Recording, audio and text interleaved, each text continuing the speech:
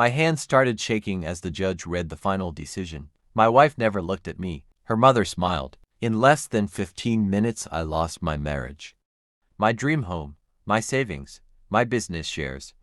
Everything I had spent 23 years building was gone. I walked out of the courthouse carrying one cardboard box. They believed they had destroyed me forever. What happened 6 months later became the biggest mistake they would ever make. Stay until the end because the final conversation changed every life in that courtroom forever. I still remember the sound of the courtroom doors closing behind me. That sound felt like the end of my entire life. For 23 years I worked before sunrise and came home after dark.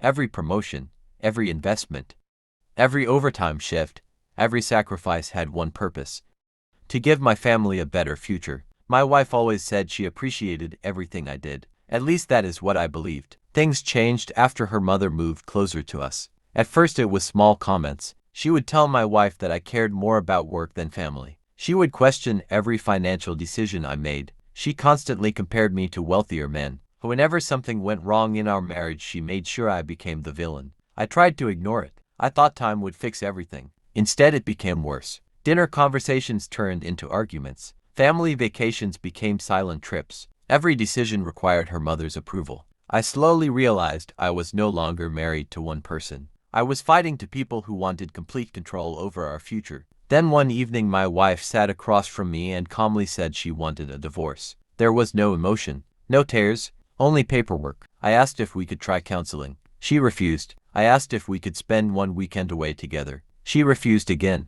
She said her mother had opened her eyes. Those words hurt more than the divorce itself. The legal battle became brutal. Every message I had ever sent was examined. Every purchase I had ever made became evidence. They painted me as selfish, cold, controlling. Friends I trusted disappeared. Some relatives refused to answer my calls. The judge divided everything according to the evidence presented. When the hearing ended, I had almost nothing left. Our $5.8 million California mansion was no longer mine. The accounts were empty. The investments were gone. I walked outside carrying only a box filled with photographs and old work awards. My hands started shaking, not because I was angry, because I had absolutely no idea how I would start over at my age. The first month was the hardest. I rented a tiny apartment. I sold my expensive watch. I drove an old used truck. For the first time in decades, nobody knew who I was. Nobody cared about my past success. It was strangely peaceful. Every morning I woke before sunrise.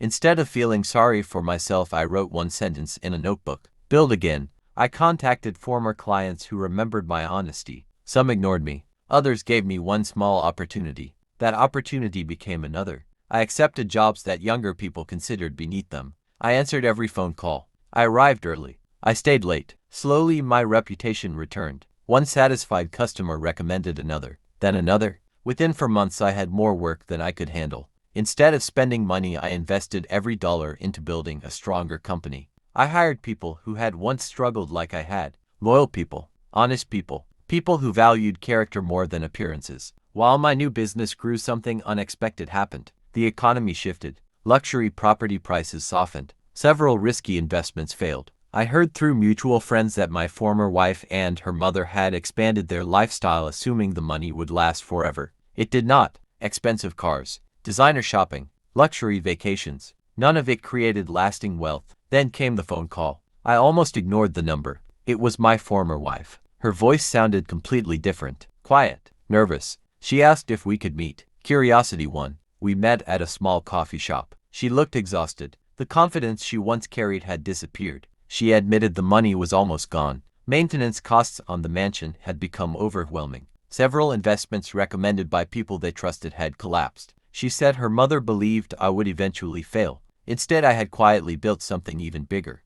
Then she asked the question I never expected: could you help us? For a few seconds, neither of us spoke. I remembered every insult, every false accusation, every sleepless night, every moment I questioned my own worth. Revenge would have been easy, but revenge would not change the past. I calmly told her something I had learned during those painful months. Money can rebuild a business. It cannot rebuild broken trust. I wished her well. I stood up, paid for both coffees, and walked away without looking back. Several weeks later, I heard the mansion had been sold. Life moved on. So did I. Today, I own a larger company than the one I lost. My apartment became a beautiful home. My employees are treated like family. Most importantly, I finally understand that success is not measured by the size of your house. It is measured by the peace you feel when you close your front door every night. Losing everything forced me to discover the one thing nobody could ever take away: my ability to begin again. If someone has betrayed you, if you feel your life has completely fallen apart, remember this: your greatest comeback often begins on the day everyone else believes your story has ended.